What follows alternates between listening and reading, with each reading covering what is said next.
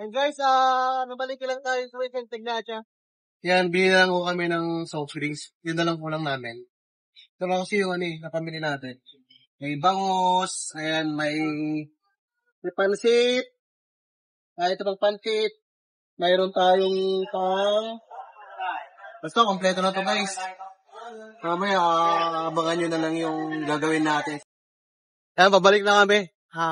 Nakabili na kami ng ulamin namin sa pananghalian. Kasi kasama ko yung bulso. Sige siya.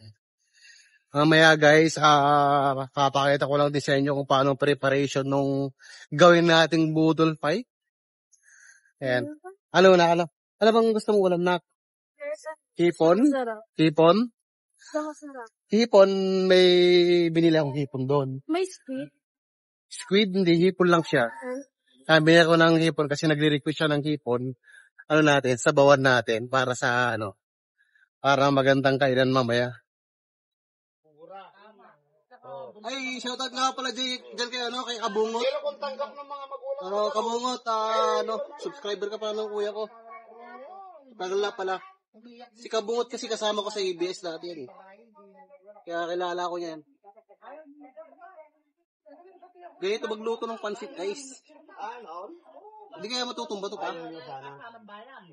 Magpipirma muna yung mga garaw-garaw ng pusto. Kasi doon pa lang may naobserbahan na kayo. May nagsusunod ng masahin. Sabi na lang yung kaksan doon dahil nasisira yung buwan mga hindan. Yung kwenta ka na bayan, sabi. Ay talagang pinapang ka kayo. May nagsusumbong. May nababalitaan kayo. Gaya ng isang araw. Mabuti ka. Lumay ka. Ba't pupurwadi kami? Ngayon lang.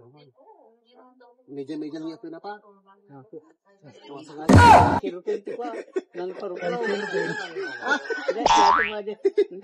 Nangahabol yung plastic eh. Ang paru-paro. Nangahabol yung apoy na plastic. Ano pa ganin-anin ba di? At magkatipan mo man sa mga nabasa na ay pulpuligos yan na.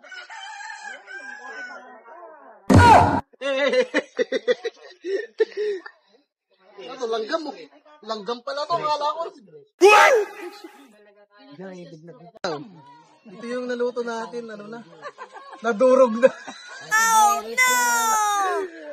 Yan, para nga daw hindi na kailangan mo yan. Lunok-lunok na. Kalante. Kakami na to. Wow! Ang siguro tino, ay, Pambigay sa mga bata. ang dami pa ng mga bata. Umiyak kanina naman. Yoni, yan. Madugayan mo.